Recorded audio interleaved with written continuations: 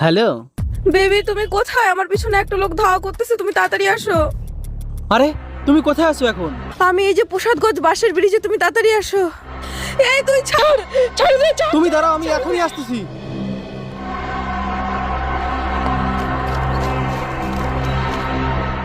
এই তুই ছাড়, ছাড় আমারে, ছাড় দে, ময়না, ছাড় দে। তুমি ভয় পাও না, আমি চলে আইছি। ও দেখ আমার হিরো চলে আসে, তোকে আবার শেষ করে দেবে। বেবি বাঁচাও, ছাড় আমারে, ছাড়।